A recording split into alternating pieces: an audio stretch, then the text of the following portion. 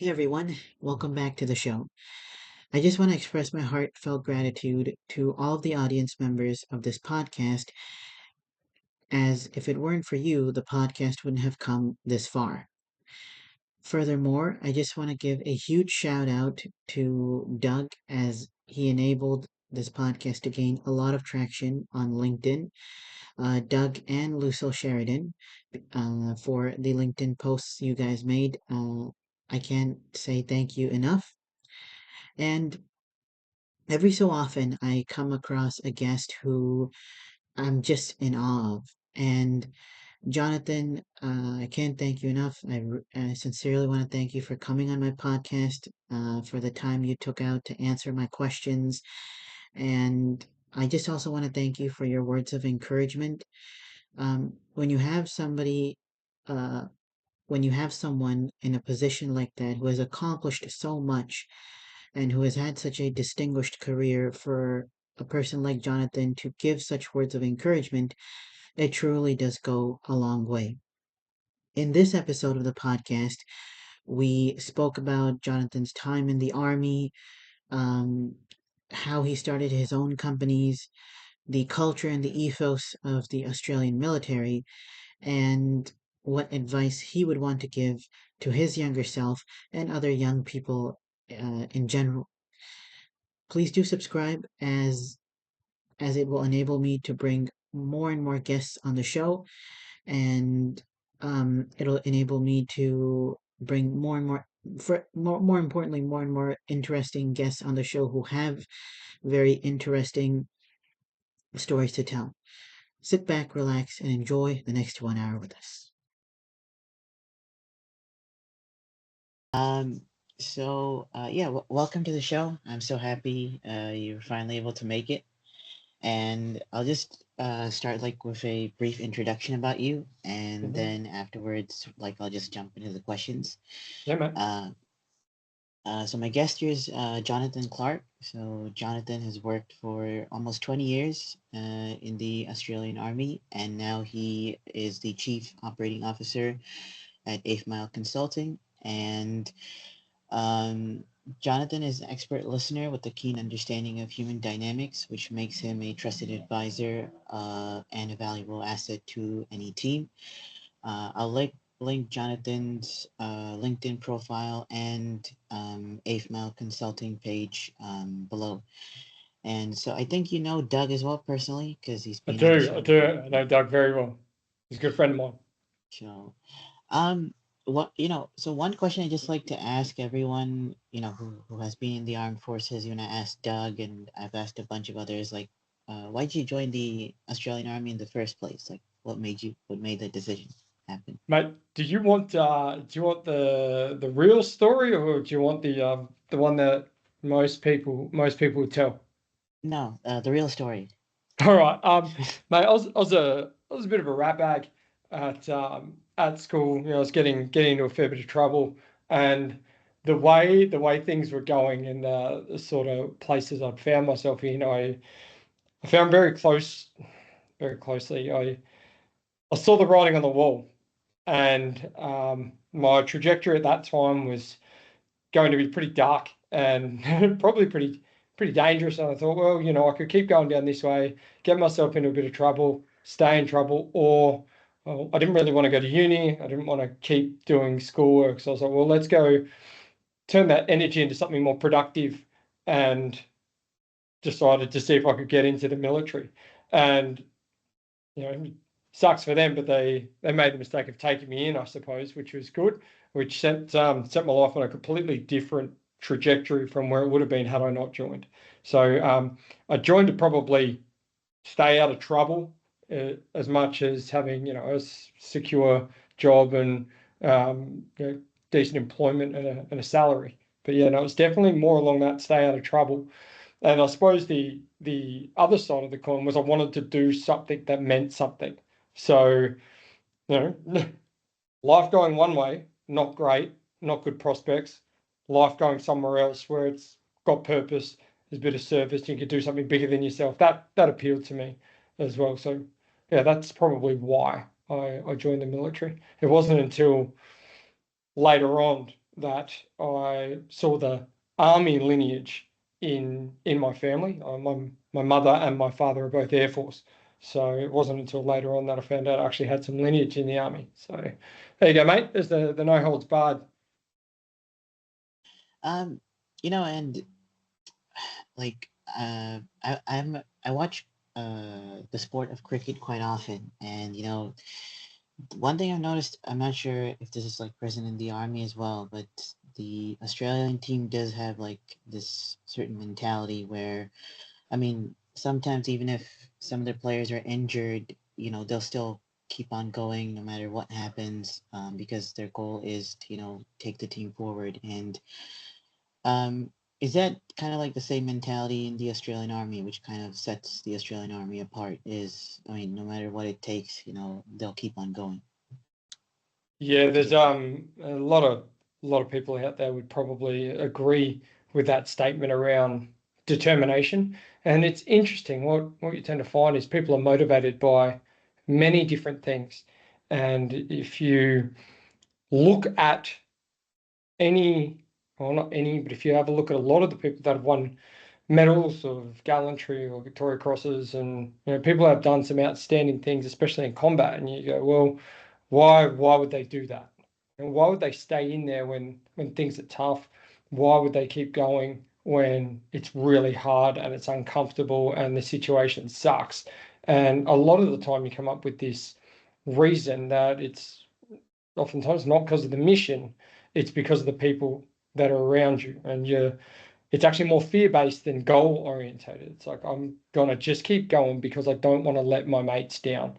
And it doesn't, I think, in Australian culture, it's, if you have a look at some of the elite level sporting teams, or if you have a look across into the military, or even into the corporate sector, when you see teams performing far and above what you would think they could do, a lot of it comes down to, I just don't want to let my mates down. And people can draw a lot of energy and a lot of determination from that, once they understand where that drive is coming from. And I suppose in the military, you couldn't put your finger on it from a chemical perspective and understand what's actually going on in the brain and the body. Done a bit of research in then, so we sort of know. But yeah, this whole idea of not letting your mates down will drive you to do extraordinary things. I think you're right. That's why people won't give up when things are challenging and things are hard. Mm. Mm. And like when I interviewed Doug, one thing he kind of said, like, which sets the Special Air Service apart from other Special Forces units, is just, um, I mean, they are well equipped, but they're not as well equipped compared to like some of the other units, and that sort of like drive where even though they may not have the best tools, they'll still get the job done. So, was that something also you kind of experienced in the unit you were a part of? Yeah, definitely. I mean, I was in an infantry unit, so not I didn't serve with Doug. Doug and I became friends after service, which is an interesting dynamic. But it is very similar in the infantry as a whole. A lot of initiative.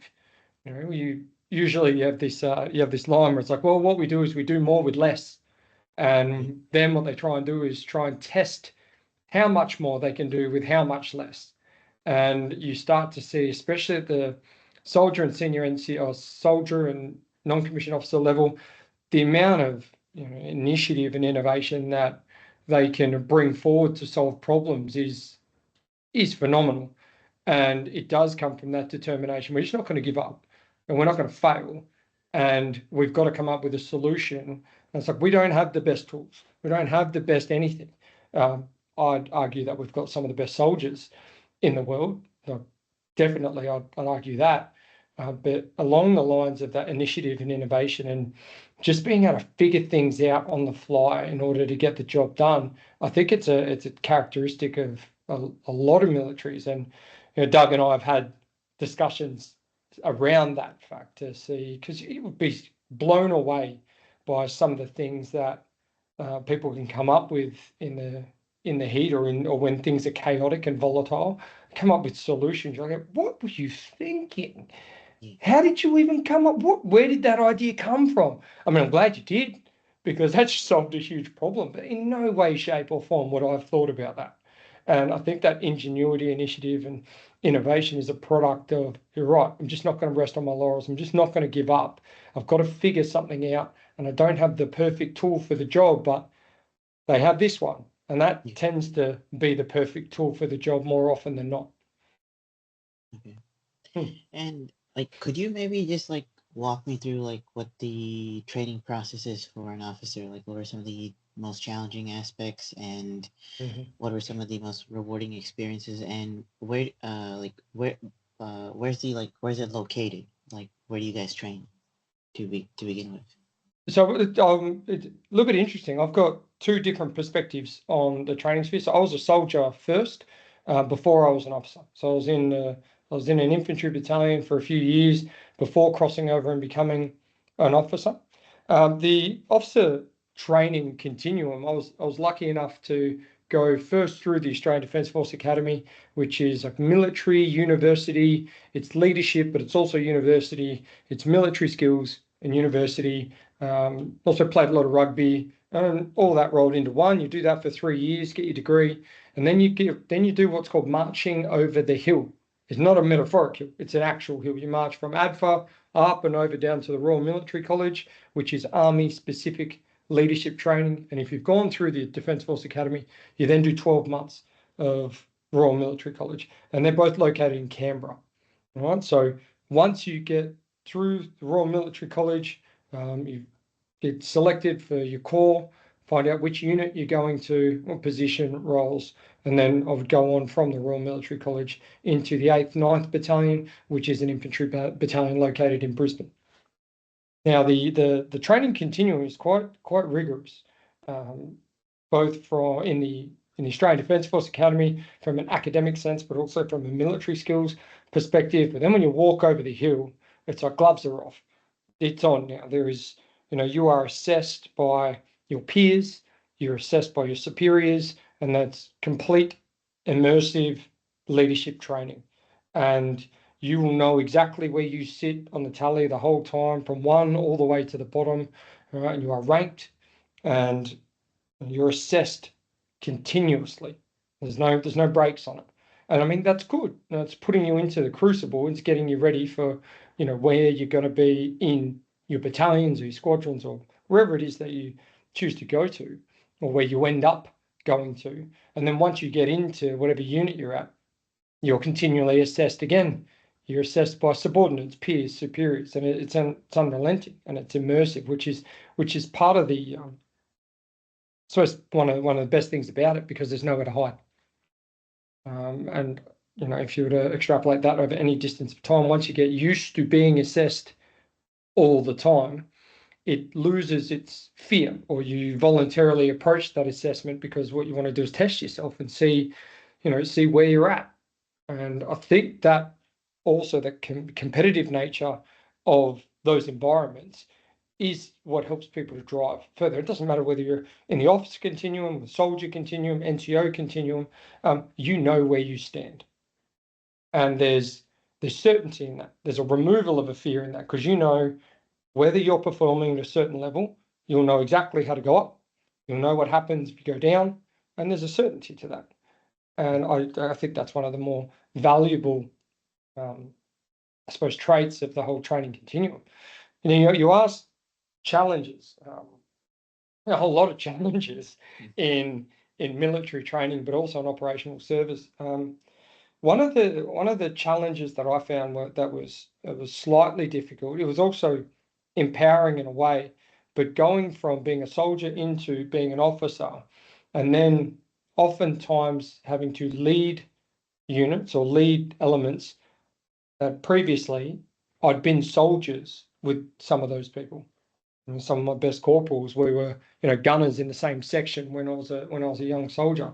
I had a lot of fear and a lot of uncertainty around doing that, because there's a balance, and it's like, well, you were a soldier. It's like you got an understanding of what it's like. Don't sell out. Don't sell out when you cross over, and because if you sell out, they're going to know about it, and it's going to really make your life hard as you move forward. But then on the other side, so well, you've still got loyalty to that position that you're in. You've still got leadership responsibility. So it's like trying to find that balance. And oftentimes people that cross over might subscribe to this idea of likership. They're like, hey, I'm still one of the lads. It's like, yeah, yep. You'll always be a soldier, even though you're an officer. But now there's this line, and you're like, it's a really hard line to navigate sometimes, because there's no point pretending you're never a soldier when you become an officer. There's no point pretending it. There's no point completely forgetting it, because people will know, and they'll also see through you if you try and pretend you're something you're not, right? And they'll actually discredit your reputation. So I found that balance really challenging. I was also incredibly lucky because I had amazing soldiers, amazing NCOs, amazing senior NCOs, and officers around me. So, you always had something that was aspirational, something to aim at, and you always had something to run from. So with that balance, you could navigate your way forward. But I found that really challenging initially, and it wasn't until I made a few big mistakes in one sense, which was leaning a little bit too far into the likership or familiar side of the house, and realizing that it would actually undermine my influence in a bigger area and my ability to start getting my plans through the senior officers. And once you lose that influence, it's very difficult to get it back. So I found that really challenging. But I mean, I've like watched a couple other interviews, and like, there's just this perception that like a senior officer will kind of like tell his like the junior soldiers what to do, but I don't think that's necessarily that should be the case. I mean, I'm sure everybody would together kind of share their viewpoint, and then would proceed with the plan. But I'm sure, is that the case, or am I wrong about that? No, mate, you're 100% correct. But there's an idea of time and place. Okay, time and place. There is a time for collaboration. There is a time to get injects from everyone and their opinions, their perspectives, especially from in the tactical leadership space. You've got a platoon commander, 42 soldiers with up to 4 corporals and a platoon sergeant who's your 2IC. Now, if you have time, and this is one of the big contradictions of leadership, it's like, well, is it authoritarian or is it democratic? Well, what is it? Well, it's time and place. It depends.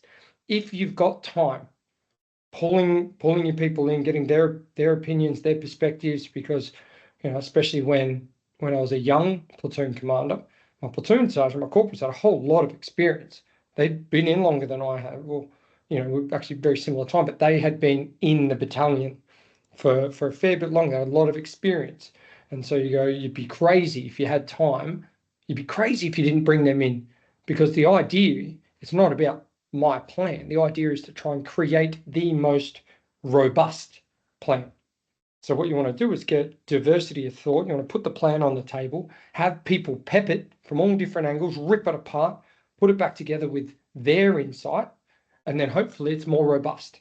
That's highly critical, especially on operations where you have a real enemy and you're trying to figure out where to go. You're trying to figure out how to understand what they're doing and how you're going to move in order to get the best effect on the ground. You do want that diversity of thought, especially from those guys that have been deployed before. Now, you mentioned from the junior soldiers or from the junior NCOs and that, sometimes they look at a situation with a fresh set of eyes, and they'll see solutions, like I mentioned before, they hadn't even contemplated.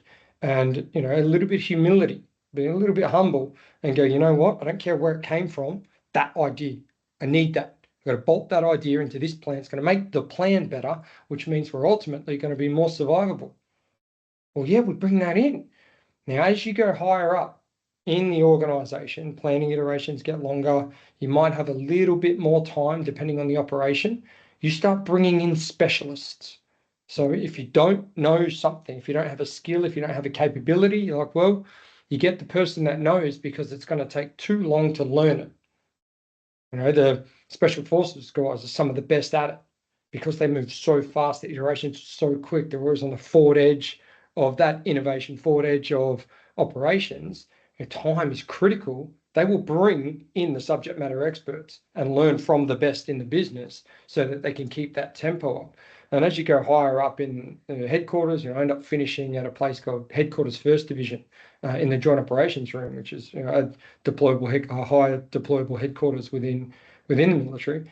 You get specialists. It's like, well, we need to know things about air mobility. You want to bring the Air Force guys in. You drop the pride out of it, and you're like, bring them in because we need to learn, because we need to move, we need to keep our tempo up. So, and at all levels, where possible, you bring people in to get their opinions. Now, there's a common misconception about the military that it is all authority. All right, it's all just rank.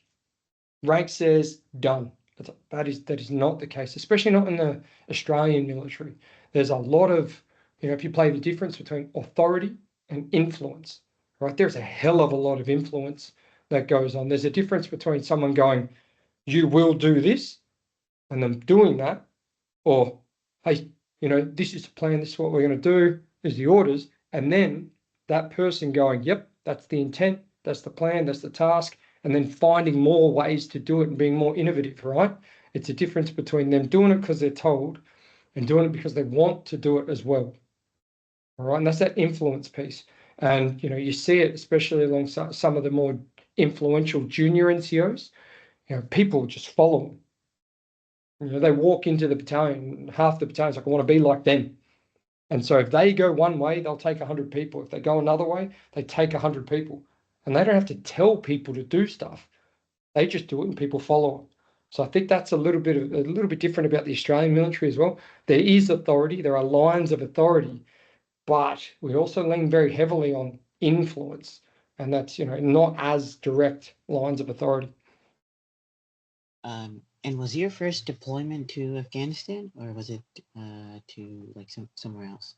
Now, my first deployment was to Afghanistan in 2012. Yep.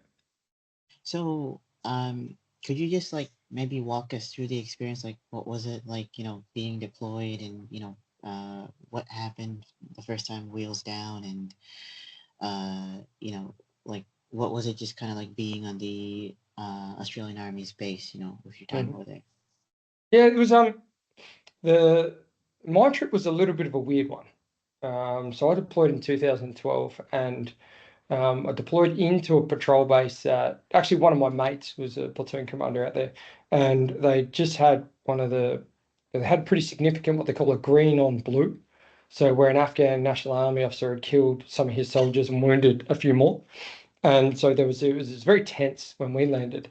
And the trip that we had been planning for, at least in my eyes. So, I mean, my best mate and business partner, David Neal, he deployed a year and a half before I did, and their trip was insane. There was a lot of gunfights and a lot of what they call kinetic activity. Whereas by the time I got over there in 2012, the threat picture had evolved, the task had evolved. We're now more towards mentoring, so teaching and guiding the Afghan National Army to take the fight to the Taliban. So with us sort of a step back, which is really confronting for us because we knew that the people we were training, there was a few in there that had defected to the Taliban and just waiting for their opportunity to shoot us in the back.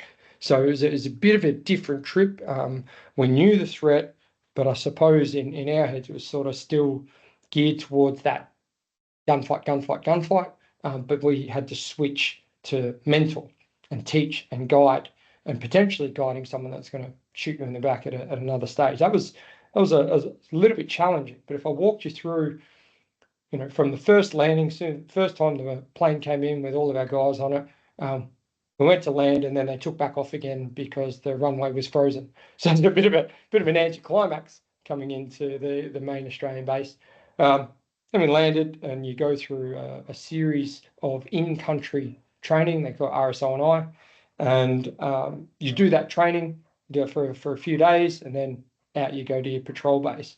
and I was lucky. I had some very, very, very good soldiers from the battalion that we took over from, and they were great in that handover piece. They were highly experienced, highly competent. I was also lucky enough to, I'm just going to say it, one of the bravest things. I was asked on a podcast once before, they go, what's one of the bravest things you've seen in Afghanistan? I defaulted to one of my soldiers in a gunfight that he was in and what he did. And I was reflecting on this after the podcast. I was like, the bravest thing you've seen. I think there's something more brave that I saw in Afghanistan. When I flew in, there was a guy there. I won't mention his name because I think he would. I don't think he'd feel too good about me talking about this way. He's very humble guy. He was the brother of someone that I was a soldier with in Townsville, senior soldier, boxer, great dude, highly influential, really good at mentoring other soldiers. He was a corporal when I landed, and I saw him. I was like, hey, what's going on? He was sitting there with a guitar because he was just relaxing. He had been shot on the parade ground when that Afghan officer came out. He'd been flown to Germany, he'd been patched up, and then came back. Now, he was a lead mentor. He was someone that was in with the Afghan National Army guys, training them. So we had mentors and we had security. Right now, as a platoon commander, I toyed between both security and mentor, but his job was mentor. His job was train. And he'd been shot on the parade ground. He'd gone and then chosen to come back and back into that mentor role. And I was like, that is courage. Like, that is bravery. Like, an Afghan National Army officer shot him, yet he chose to come back in, right, and still mentor those guys. I was like, no, that's brave.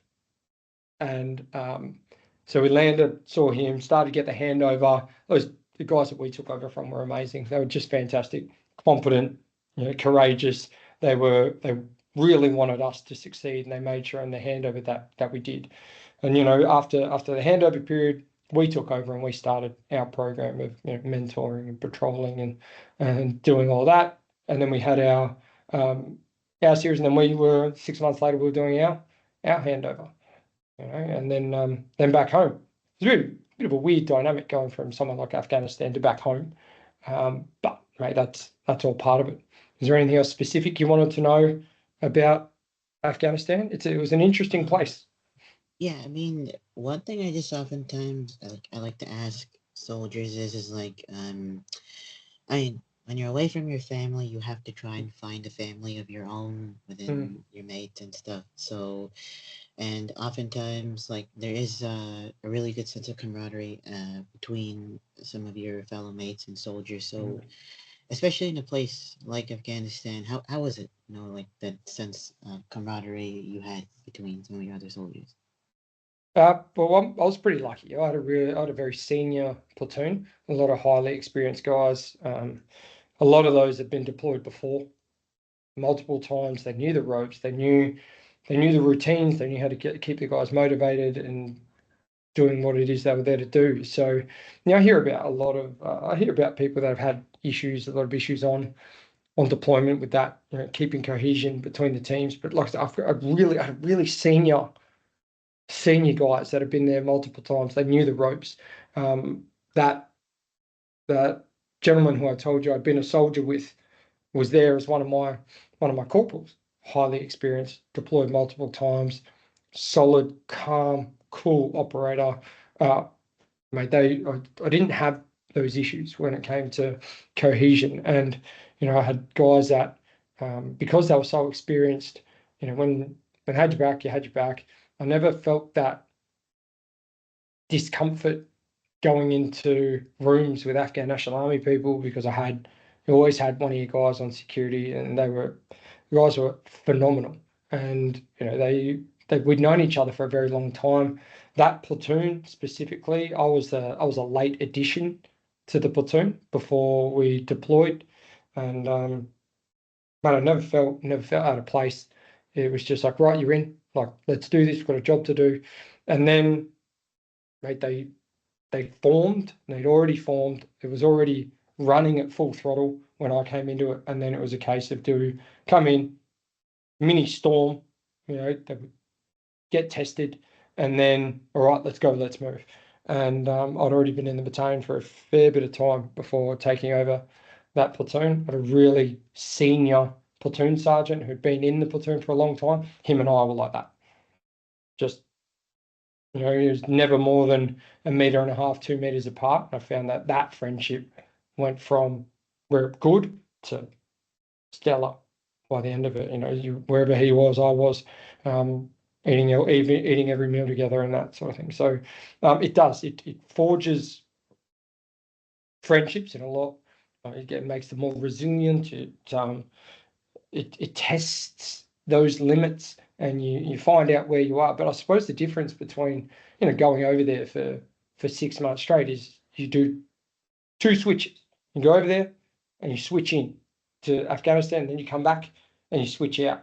It's a little bit different from, and I have a lot of respect for police, emergency services, frontline workers, because I don't know how they make the switch every day. Like, 12-hour shifts. We go over, switch in, do our job.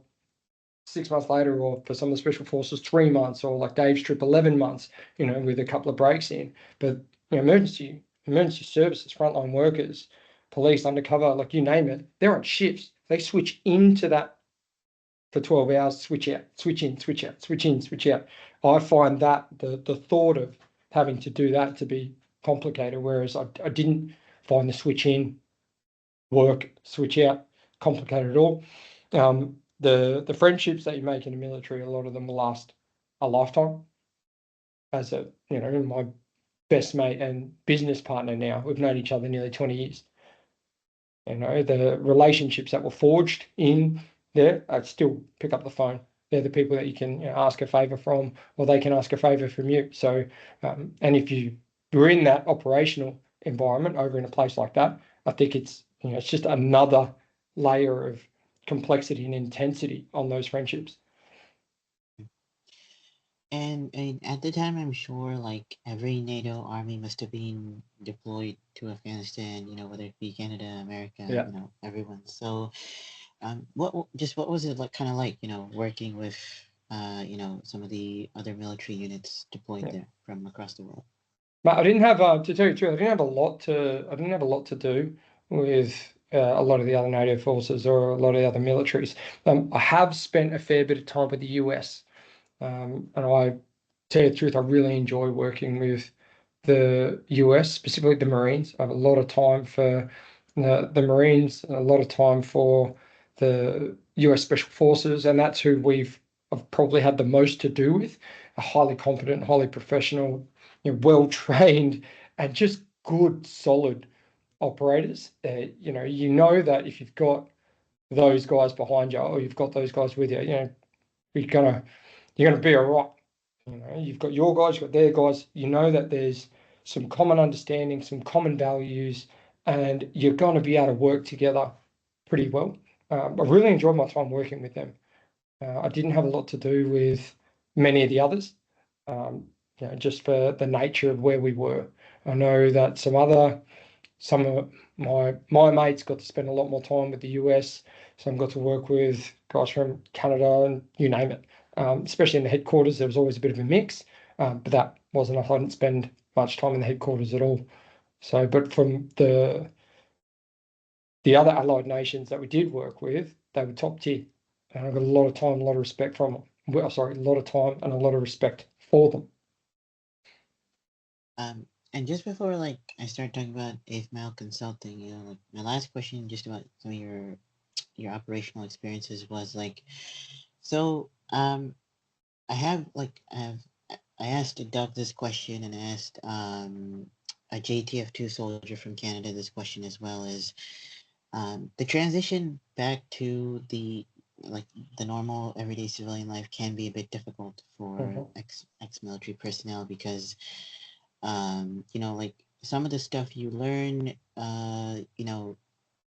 like ordinary people, they kind of may not want to translate that into their own lives, Mhm. even though it's like highly useful and highly applicable, and more so like in the army you have a very structured way of living, but as a civilian, your life is not that structured. So like, what was the transition like going back to being a civilian after being in the army for like so many years?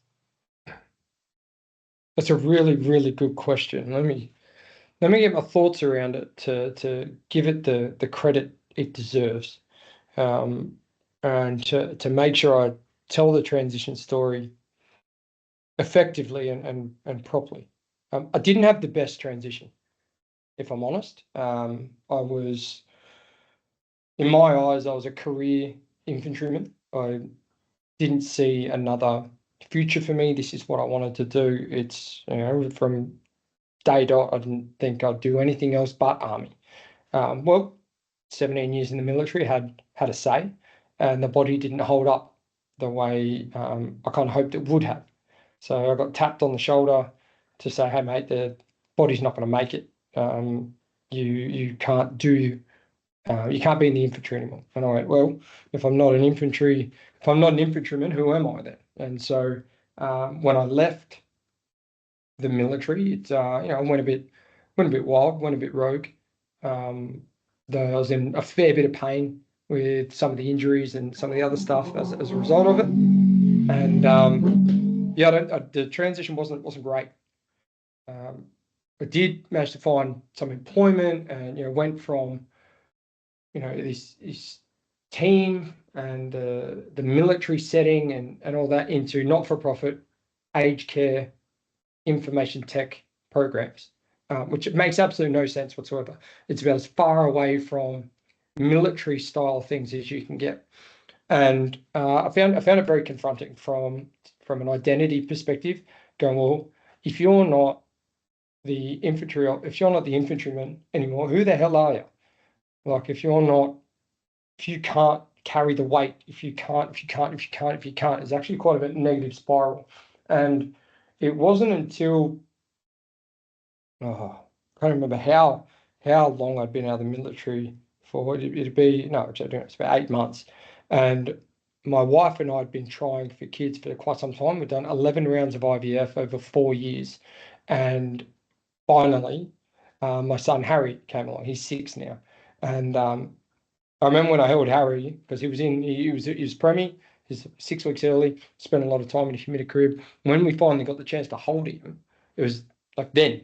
And it sounds like a movie. It actually sounds really, really sort of lame when I think about it, because it sounds like a token story, but it's not. It's like when I finally got a chance to hold Harry, I was like, oh, well, you don't need to be an infantryman anymore. Like, you need to be dad. You don't need to be able to throw fully grown men on your shoulders in full weight and run. You just need to be able to pick this thing up, and you just need to be able to protect that. You just need to, do that. It's like, well, you can do that. I don't need to be an infantryman to be a dad. So I suppose I was lucky in that sense, because I was in a pretty dark spiral about not being in the military anymore. And then Harry comes along. I was like, well, Dad, boy, that's a pretty strong identity to anchor into. And so I did, and I found that once I've made that shift, new purpose, right, new team. Once I've made that shift, things got a bit better.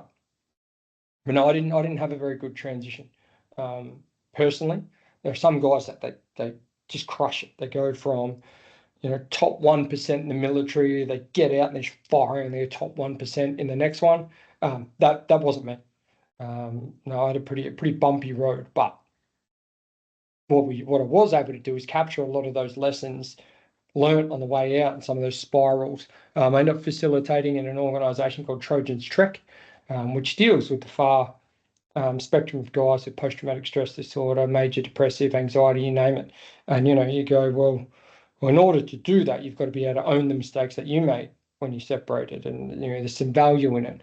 Controlling what you can control, and there's a whole wealth of information about it. But what made the difference in the transition for me was becoming dad. That was a big shift in mindset. So yeah. So if that answers your question on what transition was from military to civilian, good.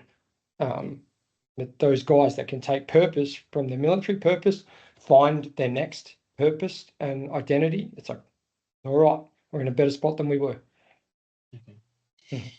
So now you're done with your time in the army, and you're back as a civilian. So how did you start? How did you and your business partner start 8 Mile Consulting? Like, Mhm. how did that begin? And so what do you do as the CEO COO of 8 Mile Consulting?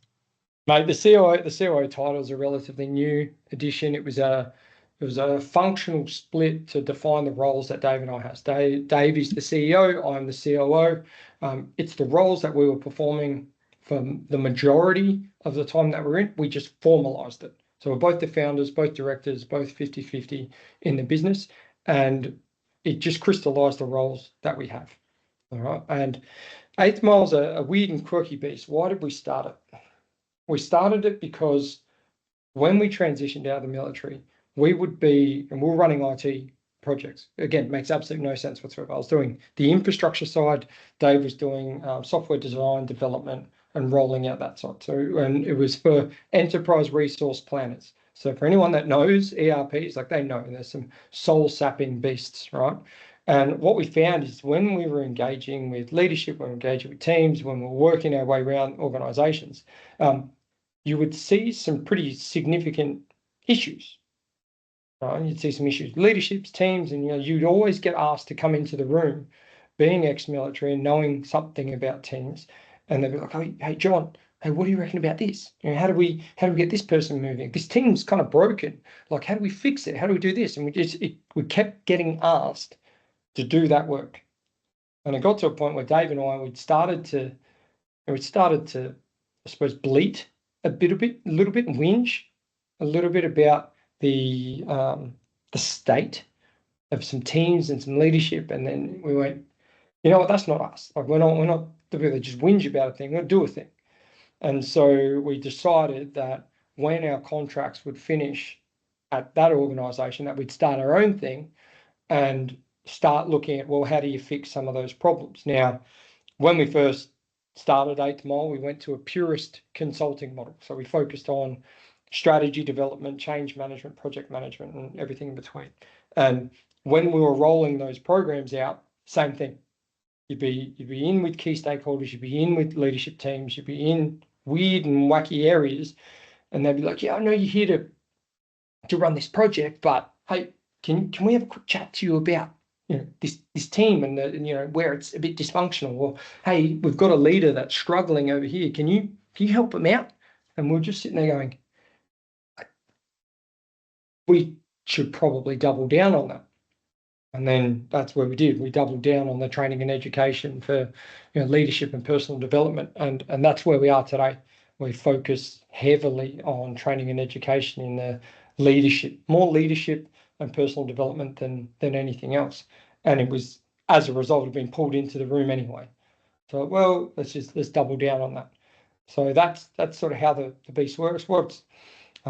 The day-to-day work of it's a bit of a weird beast, especially as a COO for us, because it's not your traditional COO where what I'm focusing on is systems, people, processes, and crisis management for things that crop up. I still go out and facilitate and train teams and train leaders and coach them, as well as doing the COO function. Dave is exactly the same. He has the CEO function, which is more forward-looking and strategic, and well, what problems are we going to solve in 5 years?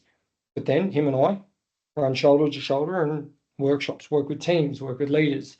We just released an online operational and tactical leaders program. So we still coach and run workshops as part of that program. So we're a bit of a weird and wacky beast sometimes, mate. Does that answer your question?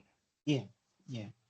And like obviously, I mean, you two are in a unique position where you learned a lot in the military, and now you get to use that knowledge in 8 Mile Consulting. So, like, if at all, like, could you maybe share an example of how you used your military background to like Mm. help a client, or work on a specific project at 8 Mile Consulting? Yeah, it's a good point, mate. It's a really good point, because you have a look at leaders within the military, leaders outside the military, and you go, all right, well, the baseline of leadership within a military context is quite high. Like the average is quite high. And so it should be. And a lot of time, energy, and effort, and funding and training goes in to training leaders within the military. Doesn't matter whether it's junior non-commissioned officers, senior officers, doesn't matter. A whole lot of investment goes into that. So the baseline should be quite high. What you find in a corporate setting or a civilian setting is that you get these people that just absolute rock stars. They just, you don't know how they do it. They haven't had the training, they haven't had the immersion, they haven't had the testing, yet they can still do this. But the baseline, like the average, might be a little bit lower than the baseline in the military. So I go, right, well, what is it? I can't take every single team through 18 months or 3 years or to Afghanistan to have it completely tested. We can't do that. So you go, well, what are the gaps? A lot of it might be in understanding human behavior, how teams are formed, and how to get them to high performance. How do you motivate people? How do you develop self-discipline? How do you present a plan effectively? And I suppose one of the iterations, I'll use a current example where we got drawn in. We got drawn into an organization because they didn't, at that point in time, the mechanism or the way that they did their planning was relatively ad hoc. And what they were after was just some frameworks and just some ideas on how they could better structure their planning iterations. It's like, well, if we can do anything in the military, we can plan a thing. So what we're able to do is translate military concepts, which are some of the most highly tested and relevant planning theories that have also been tested, so they're practically usable, right? And convert that into a civilian context and help teams plan. And not only plan, but make effective decisions. Not only make effective decisions, but implement that action. I know that's just one of the programs that was a direct correlation. It was a direct transfer. It was like planning here. It's a pretty sound way of going about it. Bring it over here, change the language a little bit, go. And you can get teams moving up to a pretty decent standard pretty quickly by some core foundation principles and some frameworks, and can get them moving pretty quickly. So that's one example of where we've been able to transfer some of those military skills into a corporate environment. Another one would be in, like we were talking about earlier, this understanding between authority and influence. We get asked to do that a fair bit because people will wonder, why don't people listen to me? Why can't I get my plans through? Why can't I get resources? Why can't I knock my way up through the organizational hierarchy? Like, what is going on? And you have to articulate that there's two systems within any organization. And we knew this in the military. You had people that could just get things done, but they didn't have any formal authority. They might have been a nightmare for some of the people in those positions of authority. Think about an organization chart, like box, line, few boxes, line, more boxes. And, you've got these people, incredible amounts of influence. They don't have a signature that means resources, people, budgets. They don't have that.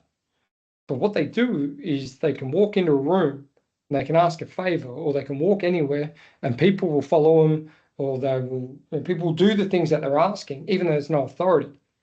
And we get asked a lot to come into organizations to help break those two systems down, and then how to develop one or the other, and then how to get those two systems working together to, some of the parts is greater than the whole, right? Divided, they will fall and they'll, fracture, or they'll create a lot of friction between each other.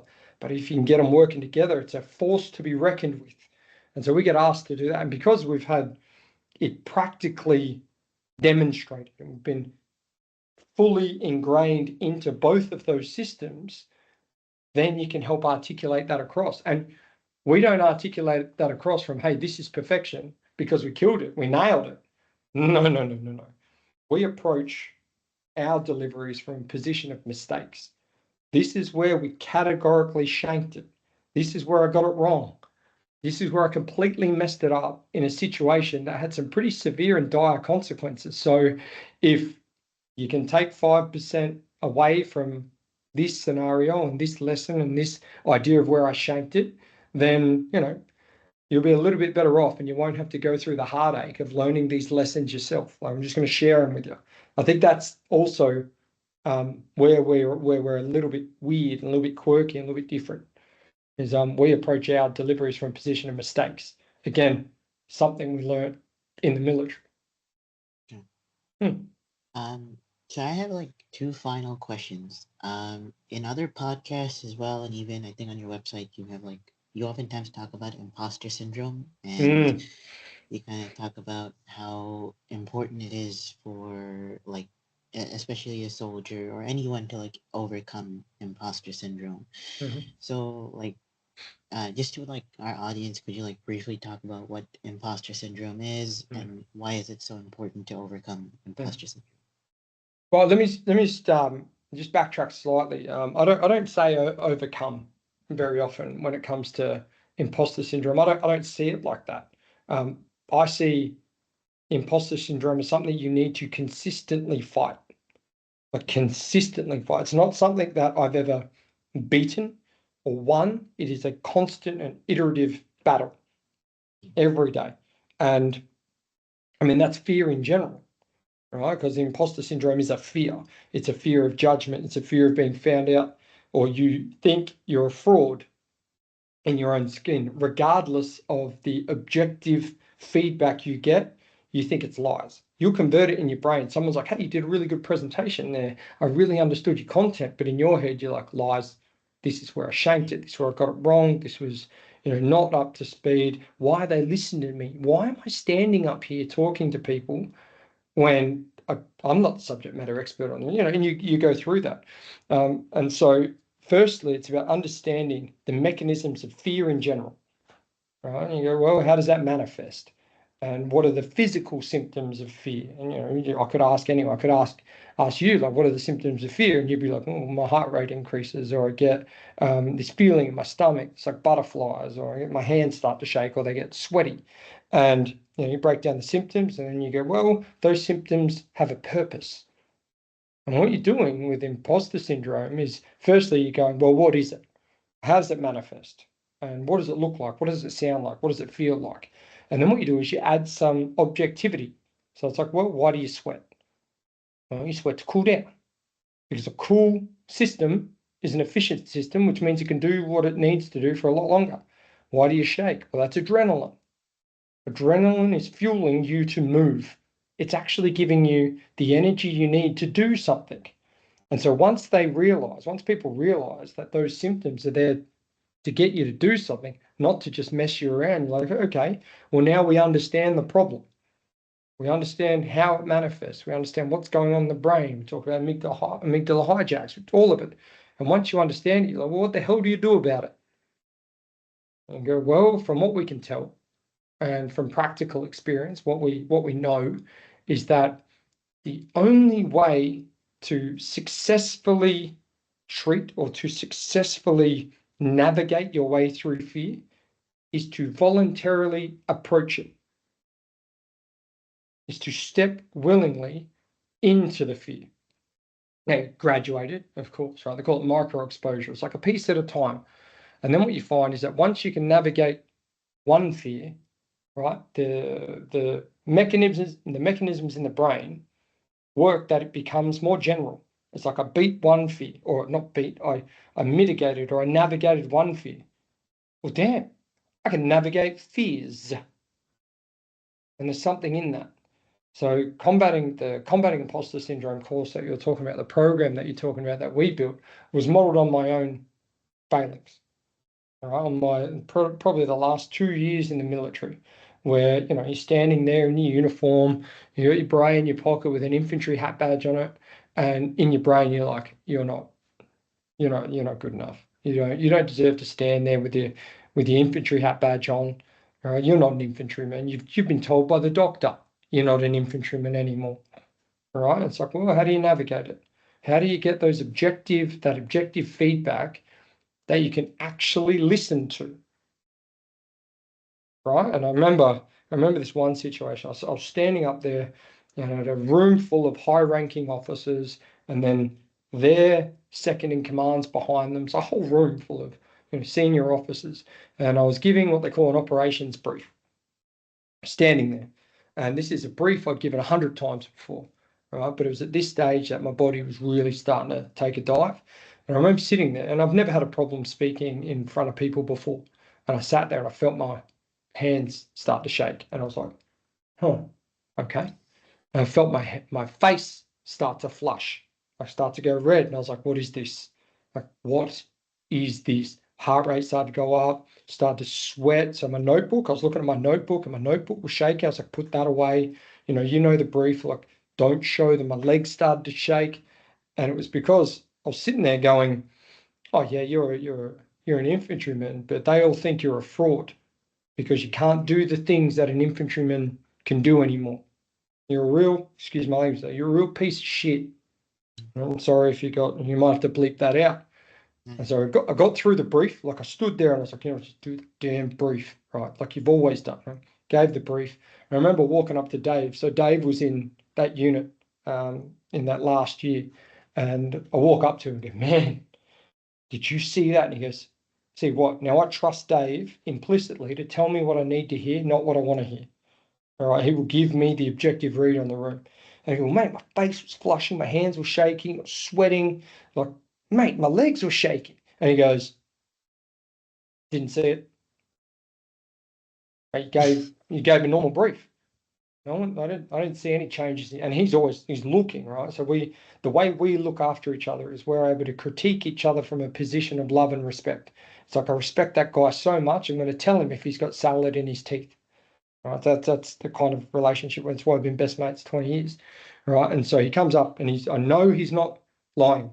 I know that for a fact. And he goes, mate, didn't see any of it. And I was like, well, there's something in that.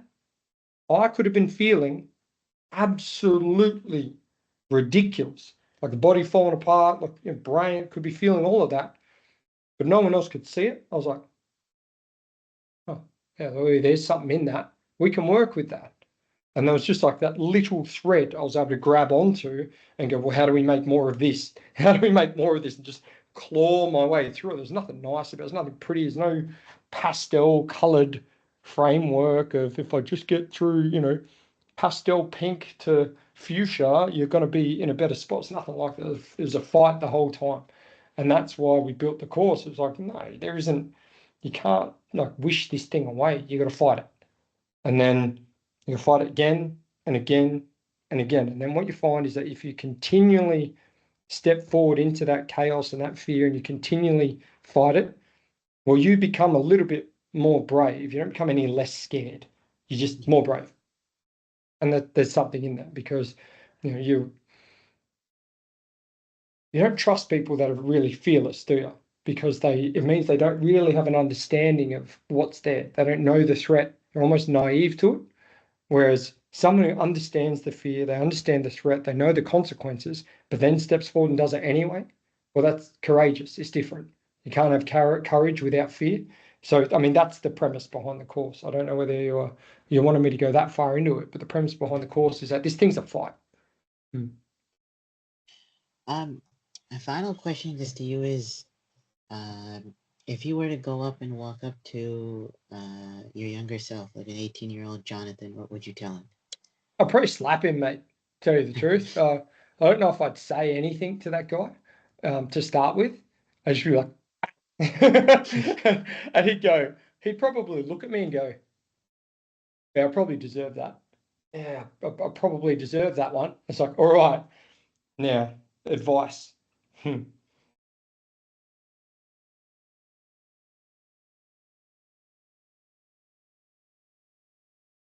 patient, right?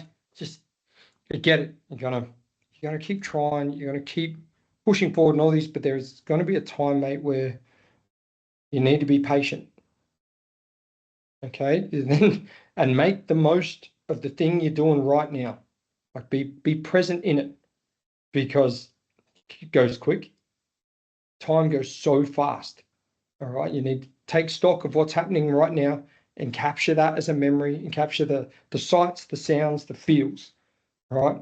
So that you've got it and it's crystallized. Take a moment to reflect on it because you're going to need that later. All right. And this the thing that you're experiencing now that you're like, oh, I just can't wait to get to the next step. When you get to that next step, you're going to go, I really should have taken time to appreciate what I had. Right. And then that's always going to happen.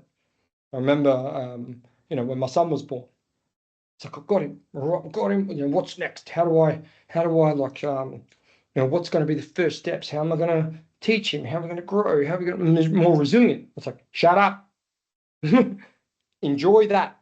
Enjoy that moment for a second, because in a couple of seconds, he's going to be 6. Yeah. All right. So I would actually, I've never really thought about doing that. I'd slap myself. I'd just walk up, just blast myself, and just so that I remembered that this was important. I'd be like, hey, mate, just take a minute, think about where you're at, enjoy it, right? You're going to be moving very soon, but just encapsulate where you are and what you're doing right now. So it's a memory. Don't rush it. Right? You're going to be all right, and then go. Right? Just like be present for a second and then go. I'd say that, be patient. And in that patience, it allows you to appreciate that thing that you've got. Okay. Make sense? Yeah. Yeah. Perfect. And that's something I would want to take forward with myself as well. And yeah, thank you so much for taking the time out. I've been chasing you for a while. Then we had technical issues last time, but at least we were finally able to get it done. Always find a way, mate. Always find a way. So yeah, and I'll spend some time just editing it, and I'll just add a couple pictures, and then I'll upload it onto the channel, and then I'll send it to you as well. Hey, can I just before you run off? Yeah. All right, I just want to quickly say something. What you're doing here, Mhm. right, at your age, and the type of people that you're bringing onto your podcast, it's not lost on me, mate, that that takes a whole lot of courage. Yeah. All right, and like having someone like Doug Sheridan come on might seem like an easy thing. He's a very, very good man, Yeah. and I've got a lot of time for that guy. And the fact that you had him on here and you're able to ask good questions and hold court and actually, keep his attention, keep him interested and get him talking, that's not nothing. Yeah. All right, it takes a lot of courage and maturity, probably beyond your years. And so when Doug's like, "Hey, mate, get on there." It's like, yeah, well, all right, well, let's do it. Let's roll. All right. It's not nothing. All right. So I appreciate the work that you're doing. I appreciate the manner in which you're doing it. It's very mature. It's very professional. And mate, I hope it goes. I hope the podcasting thing that you're doing, I hope it goes. And if I can ever help you in any way, I mean, you've got my network on LinkedIn. This will go out there. Fine. If you need any of that to get you access to another guest, you let me know. All right, Yeah. because I think what Absolutely. you're doing is great, especially for someone of your age. I think it's fantastic. It's literally the definition of courage.